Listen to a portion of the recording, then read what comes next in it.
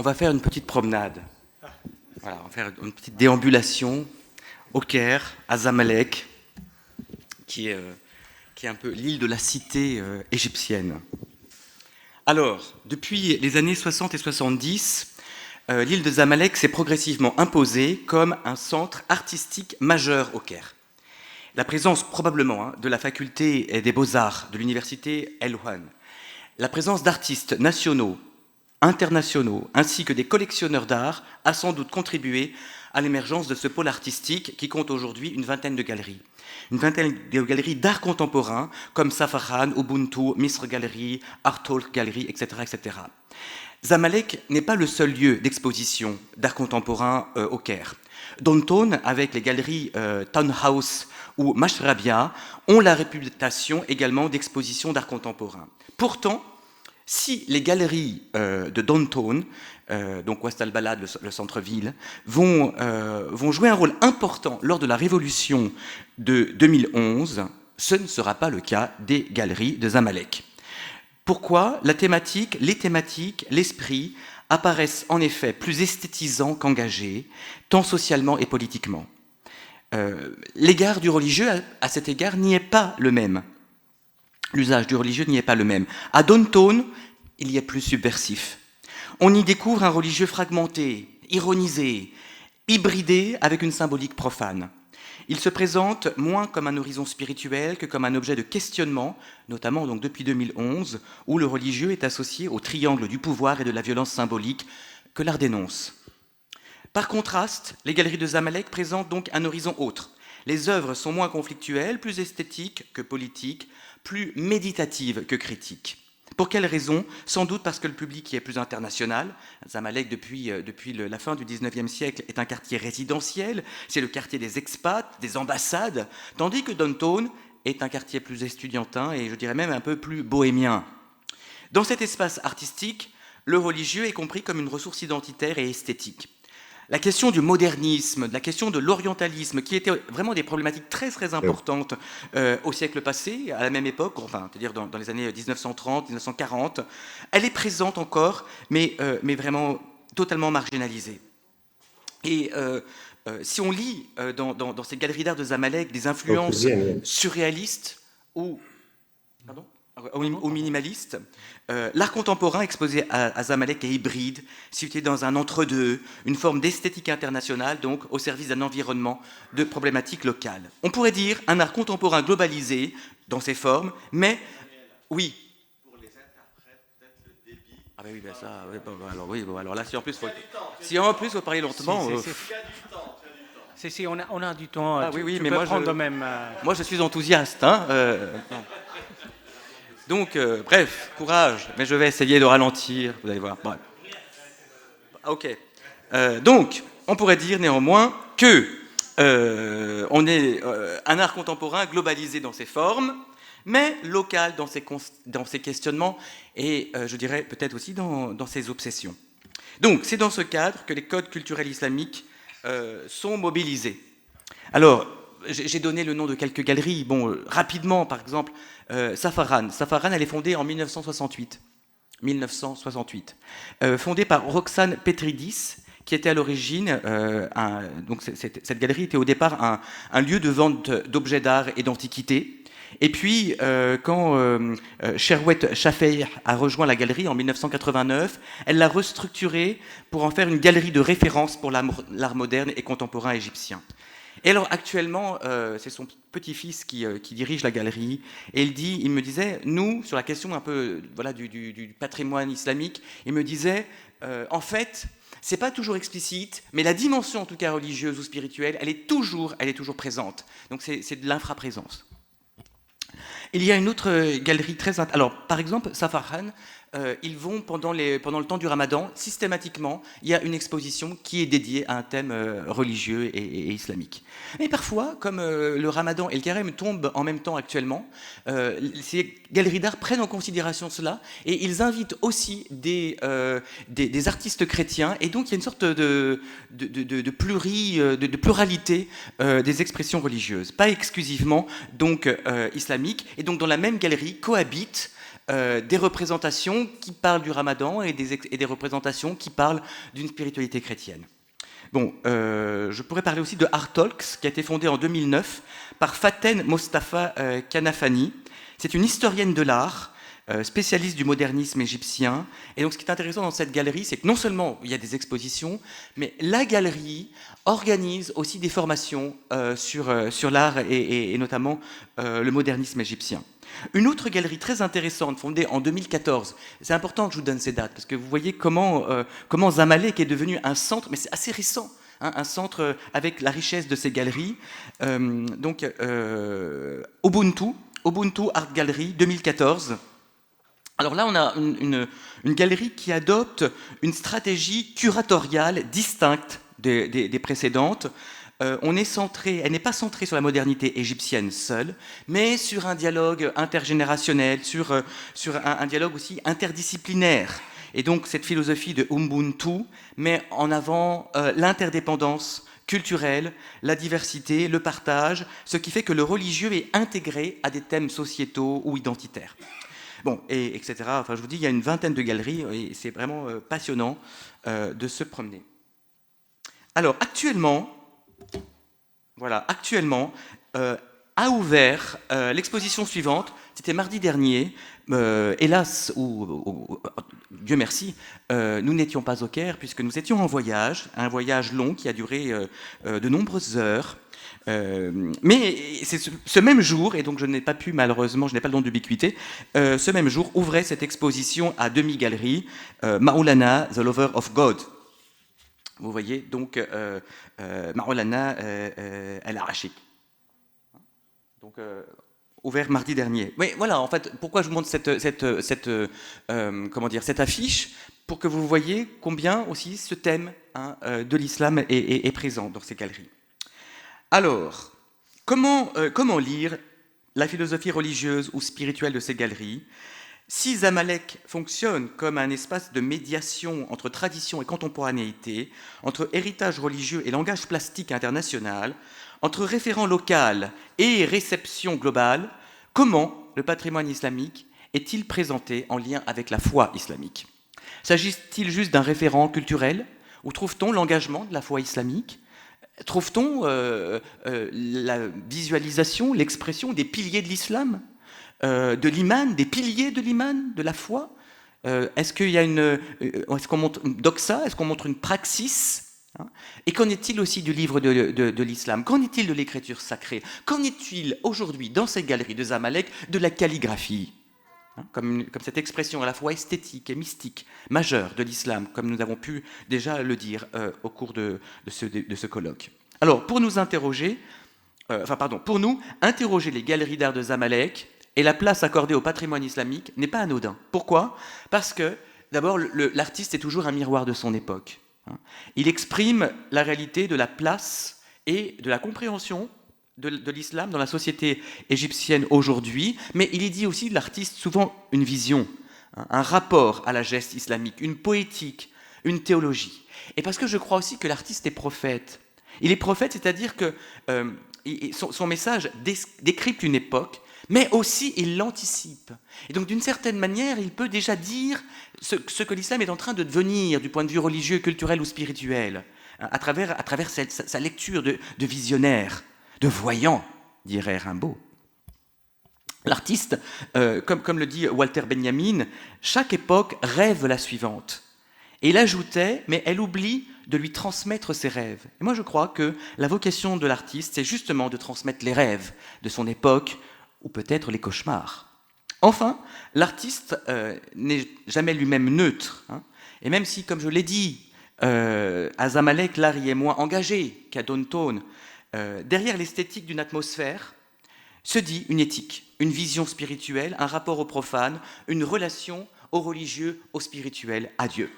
Donc, pour scruter la manière dont le patrimoine islamique est investi dans sa dimension éthique et esthétique, depuis une année, je déambule dans les galeries de Zamalek et j'ai rencontré différents directeurs de galeries ainsi que différents artistes.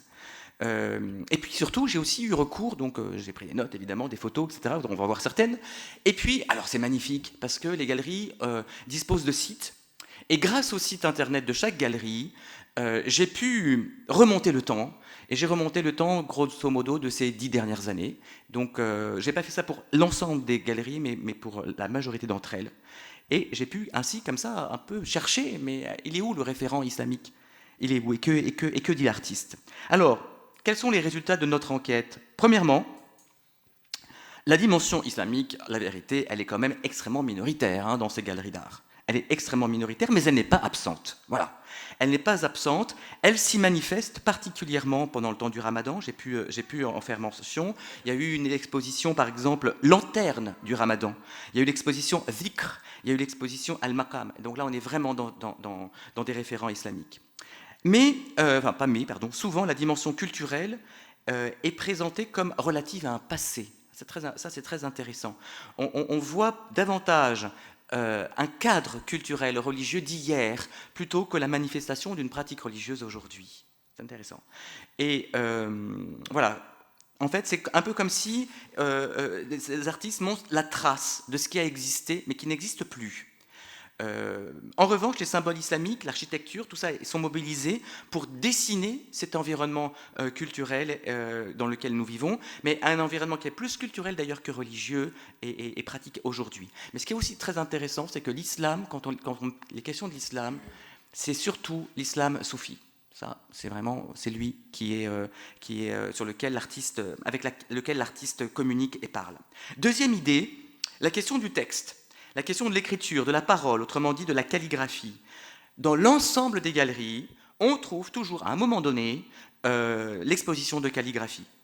Mais alors, que disent-elles? Et quels sont les versets qui sont exposés, qui sont mis en avant? Quel est le message de ces calligraphies? C'est ça qu'on va voir. En tout cas, aussi, comment les calligraphies sont exposées. Et on va voir que on a vraiment une calligraphie contemporaine et on va voir l'émergence d'une calligraphie abstraite. Et ça, c'est très intéressant. Qu'est-ce que ça veut dire, une calligraphie abstraite dans laquelle le nom de Dieu ou les versets coraniques ne sont plus lisibles? Troisième idée, voilà, l'engagement éthique ou politique sur des questions religieuses. Je vous l'ai dit, encore une fois, il n'est pas aussi puissant qu'Adon-Tone. Par exemple, Adon-Tone, il n'est pas aussi puissant qu'Adon-Tone, mais il s'y trouve exposé, et notamment par la critique de la violence physique ou symbolique d'un certain type d'islam, et qu'on pourrait dire d'un certain islamisme. Alors, première idée. On y va? Ah non, pas encore. Je passe sur la question de l'art islamique. Qu'est-ce que l'art islamique? Tout cela est très important, il faut le préciser, mais nous n'avons pas le temps. Par contre, je peux dire d'ores et déjà que les œuvres de Zamalek relèvent moins des arts islamiques que d'un art contemporain travaillant le référent islamique, ce qui explique l'écart fondamental entre leur statut et la définition muséale classique des arts de l'islam. On pourrait donc parler d'une reconfiguration de l'esthétique islamique. Parmi les ressources, les signes qui s'y trouvent, on trouve bien sûr la question de la relation entre l'homme et Dieu, la question de la spiritualité. Qui est Dieu? Comment le définir? Qu'est-ce qu'il dit de lui-même? Qui est-il? Et quelle est la relation que j'entretiens avec lui? Alors là, on y va. Ça y est, on commence notre déambulation après cette longue introduction. Ah oui, voilà. Donc là, c'est le premier point. Voilà. Alors, désolé, je l'ai mis à gauche. En général, j'ai essayé de mettre à droite pour que vous puissiez mieux voir les tableaux. Donc ici, vous avez la représentation d'un tableau peint par Omar El-Naqdi. C'est un peintre récemment décédé, et ce tableau a été exposé en 2026, donc je l'ai vu en janvier, à la galerie Al-Massar. Elle exprime que Dieu est lumière. Vous voyez, le titre du tableau, c'est Allah, Nur al-Samawat wal-Ard. Dieu, lumière des cieux et de la terre. Alors, ce qui est intéressant, c'est que on voit qu'effectivement il y a un peu plus de lumière, de clarté en haut, alors que en bas, au niveau de la terre, c'est beaucoup plus sombre. Mais ce qui est assez surprenant, c'est qu'on est loin d'une lumière solaire qui inonde le ciel et qui va jusqu'à inonder la terre. Non, au contraire. Ici, on voit bien qu'il y a une certaine rudesse. Et en fait, cette rudesse, d'ailleurs aussi au niveau de la matière, je ne suis pas sûr que la photo en rende si bien compte, mais la matière est faite à partir de sable. Et donc, en fait, l'artiste veut rendre compte de la rudesse de la relation du croyant à ce Dieu de lumière. Et cette rudesse, cette difficulté, cette tension, en fait, elle est typique du soufisme. Vous voyez que le tableau ici a quelque chose de minéral, une matière épaisse, râpeuse, creusée, sur ce fond d'ocre, mais c'est un fond d'ocre qui est proche d'une pierre désertique.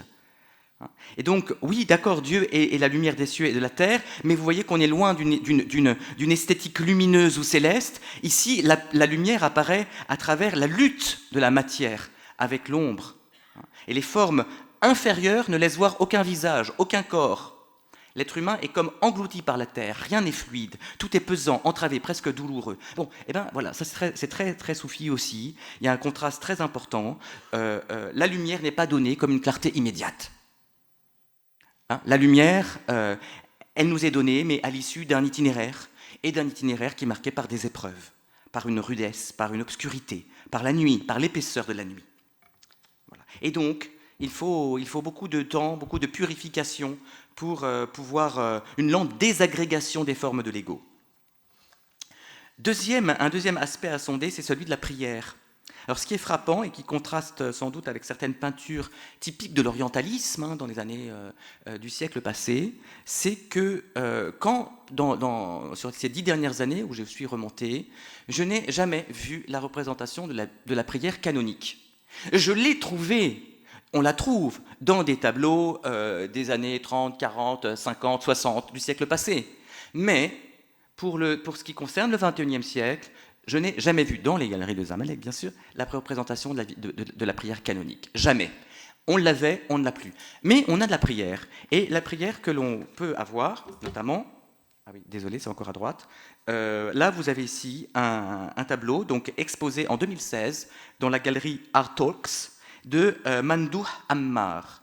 Et vous voyez, on a un homme ou une femme, on ne sait pas trop, mais c'est l'image peut-être du croyant universel, du priant universel. On est probablement dans une mosquée, mais ici, vous voyez que... Alors d'ailleurs, intéressant, c'est que le seul tableau que j'ai vu exposé sur la prière, qui date donc de ces 10 dernières années, vous voyez qu'en fait, il date de 1952. Donc, ok, il est exposé aujourd'hui, mais il n'est pas réalisé par un peintre contemporain. Bon. Et on a évidemment ici une lecture, on a ici un croyant qui donc égrène son chapelet, qui égrène les noms divins. Autre illustration, alors ici c'est avec Ibrahim Rattab, on a une calligraphie qui est intitulée « La prière du prophète ». On voit le nom de Mohammed en miroir, et c'est lui qui forme la Qubba, et on voit « Allahumma salli ala Muhammad ». On trouve les lettres de la salat, ce sont des lettres qui s'entrelacent, elles viennent à former une présence centrale, ici comme si la parole faisait naître la figure prophétique elle-même. On ne distingue presque plus le texte, la répétition propre au zikr transforme la phrase en une vibration, et elle fait passer du langage à la présence. Il y a une sorte de masse frontale, cette masse frontale qui agit ici comme un barzakh, un lieu d'intersection entre le flux invisible de la parole et sa cristallisation dans le monde sensible. Alors, oui, voilà, ce qu'on retrouve par rapport aux priants, et là pour le coup avec des peintures contemporaines, c'est la figure, je regarde mon frère Claudio, c'est la figure du derviche. Alors là, oui, voilà. Donc là, on trouve des derviches dans les galeries d'art aujourd'hui. Et vous avez ici la peinture qui date d'une exposition de 2022 à Safaran et qui a été réalisée par Rana Chalabi. Donc, elle a intitulé cette peinture Dervish Mint. Elle date de 2022. Une toile qui ne représente pas un simple danseur, mais la quête du corps vers l'orbite spirituelle. Le derviche devient un axe autour duquel s'organise le mouvement. Le visage là est effacé, on ne voit pas le visage. Notez-le, parce que tout à l'heure on va en voir un avec le visage, du même peintre. Ici, le visage est effacé. Qu'est-ce que ça exprime ? Ça exprime le fana, c'est-à-dire la disparition de l'ego qui est recherché dans le samar, dans cette danse spirituelle. On retrouve la coiffe verticale qui cherche à relier le ciel, tandis que la jupe circulaire figure le monde créé. Tu peux prendre 5 minutes si tu veux. Il me reste 5 minutes ? 5 minutes. Ah bah, vous voyez que là je suis... Oui, on peut... Je t'avais sollicité de m'avertir à la moitié. Voilà. Donc, tu peux encore... parce qu'on a le temps, bon. et tu peux oui, prendre plus de temps. Bon, donc on avance. Vous me donnez encore 10 minutes, donc. Si. Mais redis-moi dans 5 minutes. D'accord. Excusez-moi de vous faire sourire alors qu'on veut donner à notre colloque une consistance quand même sérieuse. Ici, vous voyez que ce visage qui a disparu,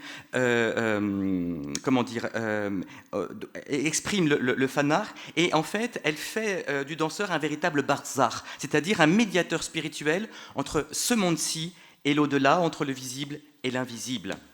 Alors, intéressant, un visage qui a disparu, et là, voilà, de la même auteur, dans un tableau qui s'appelle Dervish Krim, qui date de 2024, donc 2 ans après. Et cette fois-ci, il y a un contraste très intéressant avec le précédent, parce que le visage apparaît. Mais vous avez vu, vous voyez, il est légèrement incliné, il est tourné vers le haut, les yeux sont fermés, il est comme saisi dans une intériorité habitée. Alors que le premier derviche figurait l'effacement par le fanar, ici, celui-ci manifeste plutôt le baqa, c'est-à-dire la subsistance après l'extinction. Ici, donc, quelque chose du sujet revient, mais après la disparition, le sujet est encore là, en fait, mais il est transfiguré. Et il est dans une paix profonde. Bon, voilà pour la prière. Pour le pèlerinage, alors, intéressant, le pèlerinage, j'ai trouvé des tableaux de Ahmed Samer. Alors, ce qui est intéressant avec Ahmed Samer, donc on voit, ici vous avez la représentation de Al-Kiswa, c'est-à-dire c'est ce tissu qui recouvre à la fin du pèlerinage, qui recouvre la Kaaba. Bon. Ce qui est très intéressant à remarquer, c'est que Ahmed Samer a fait ces tableaux au moment du Covid.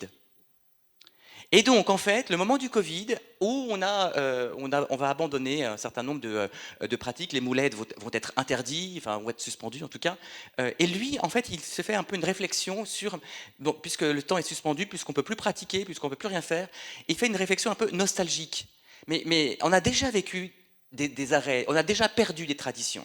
Et notamment celle-ci, puisque avant que l'Arabie Saoudite acquiert le monopole de la réalisation de la kiswa, c'était les Égyptiens, et qui transportaient la kiswa à chaque pèlerinage. Donc là, voilà, en fait, c'est une nostalgie qui se dit. On représente le pèlerinage, mais ici comme nostalgie.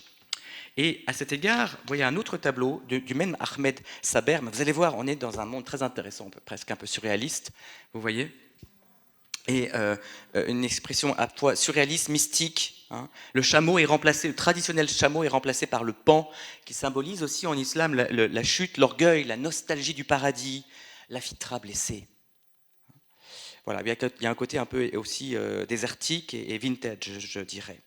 Au-delà de ces tableaux qui puisent dans les piliers de l'islam, le référent islamique est majoritairement lié à une mémoire, à l'histoire. Il renvoie à un visuel patrimonial, à une identité égyptienne musulmane, avant d'être une représentation spécifiquement confessionnelle, exhortative ou islamiquement normative. Donc là, je ne vais pas les commenter, j'ai pas le temps, mais je vous passe quelques tableaux. Vous voyez, donc là on est au Caire avec toutes les couleurs, on repère les minarets, mais on reste extérieur à la ville. Voilà, et là c'est une avec Hen Etzagi. Ici avec Heba Naibeh, ça s'appelle Maze of Life. Alors Maze, je crois que ça veut dire le labyrinthe de la vie. Et donc c'est ce Caire médiéval dans lequel on se promène, dans lequel on se perd, mais voilà, qui offre des voies, des chemins dans lesquels on peut même d'ailleurs s'égarer. Mais au fond, il est le symbole d'un parcours humain.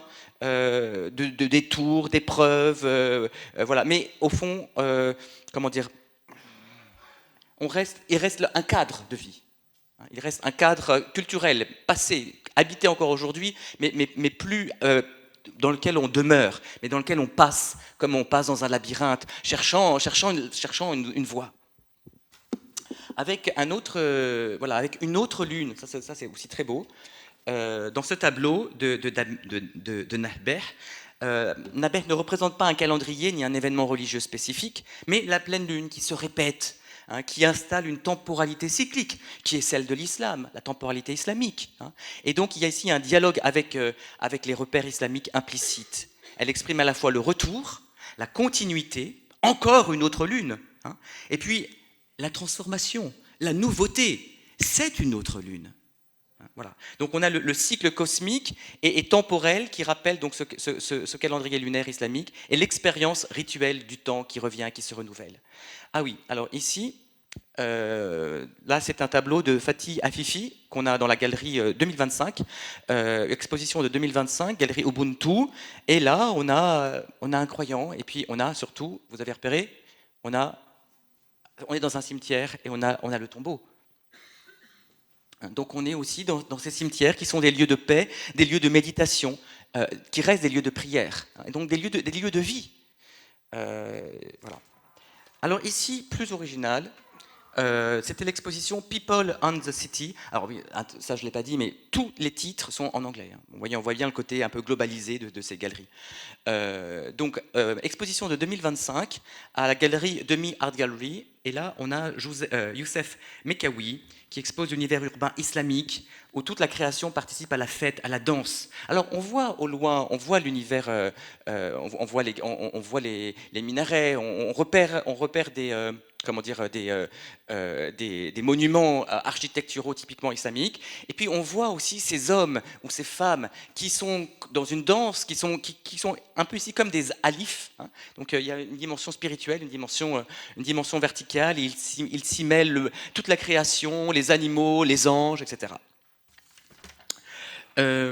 Alors, voilà, donc ça c'était encore aussi là intéressant dans cette de Gamal Maleka, Demi Art Gallery. Alors ici, vous voyez, ce qui me frappe, c'est un peu aussi mon interprétation, parce que l'art contemporain invite à des interprétations plurielles. Je vous partage un peu ma lecture, mais d'autres sont possibles, bien évidemment. 4 minutes. Merci beaucoup, 4 minutes. Donc je ne vais pas rentrer dans le détail de cette œuvre pour aller immédiatement dans ma deuxième partie, qui est la question de la calligraphie. Et dans la calligraphie, alors, donc je vous l'ai dit, il y a même une calligraphie qui s'appelle Picasso Galerie. Alors là, c'est systématiquement, il y a toujours beaucoup de calligraphies qui sont exposées. Alors il y a les calligraphies classiques. Là, vous avez une calligraphie de Mohamed Hassan, 2010, avec la Bismillah. Donc avec une écriture koufi. Là, vous avez une autre calligraphie, toujours Mohamed Hassan, 2024, et écriture koufi aussi.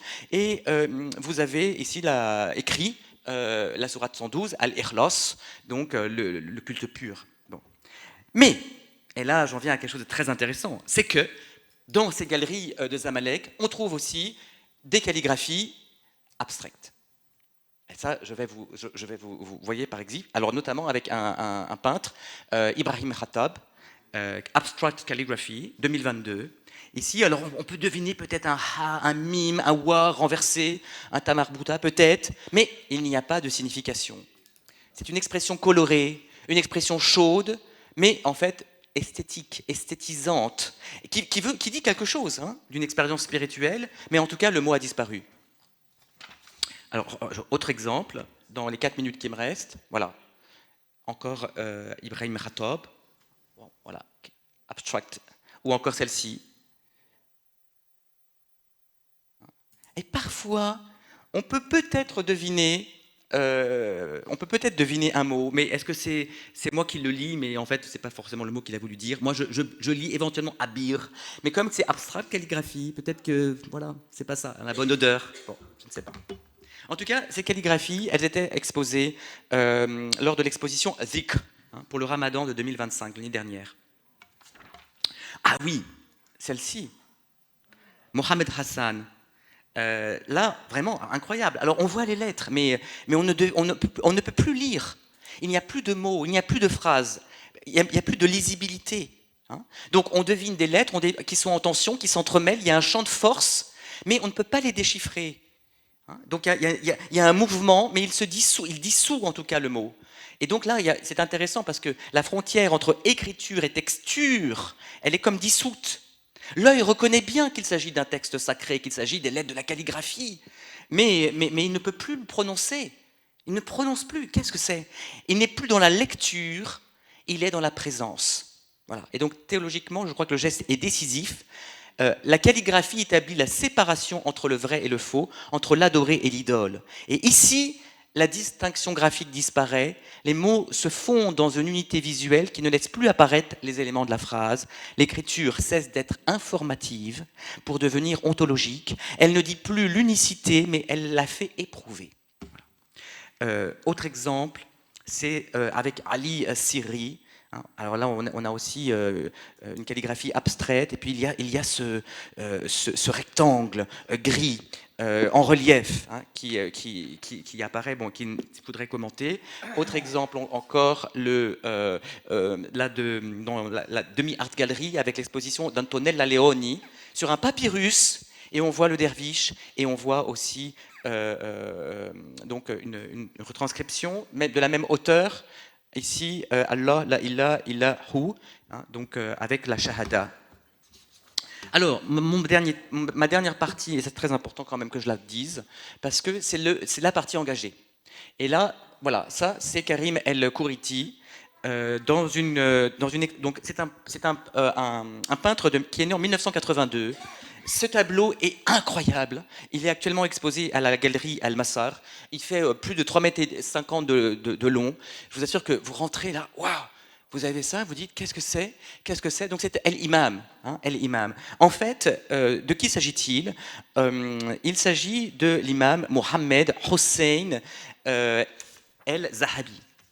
Et c'était un savant d'Al-Azhar qui a écrit un livre très connu. Je pense que nos Azhariens doivent connaître cet ouvrage. C'est une référence très importante dans le tafsir. C'est Al-Tafsir ou Al-Mufassiroun. Donc c'est vraiment lui qui a un peu fait exposer l'histoire de l'exégèse coranique, et dans un manuel très très connu. Or, cet imam, en 1977, a été enlevé puis assassiné par le groupe extrémiste Tafkir wal Hijra. Et donc, quand ce jeune poète, qui est né en 1982, 5 ans après la mort donc, de cet imam, l'imam Az-Zahabi, ça veut dire doré, d'où le fait qu'il y a ces jaunes extrêmement d'or qui surgissent. En fait, et là c'est là où on retrouve un peu un art engagé, il a voulu rendre hommage à cette figure. Et le directeur de la galerie me disait, vous savez, la vérité c'est que plus un artiste a de la culture, une culture historique, une culture théologique, plus son art a du sens, plus il y a une profondeur dans ce qu'il dit. Et là, on a vraiment cet exemple. J'ai presque fini. Conclusion. Oui. Ah oui, conclusion, ok. Donc, merci beaucoup. Mais là, je voulais juste dire, j'en ai parlé de lui rapidement, de Ahmed Saber, vous savez, celui qui a peint le pèlerinage pendant le temps du Covid. Il a peint les mouleds. C'était fini, il n'y avait plus de mouleds. Les mouleds, ce sont ces fêtes qui célèbrent la naissance de ces figures de sainteté islamique. Il n'y avait plus, c'était interdit.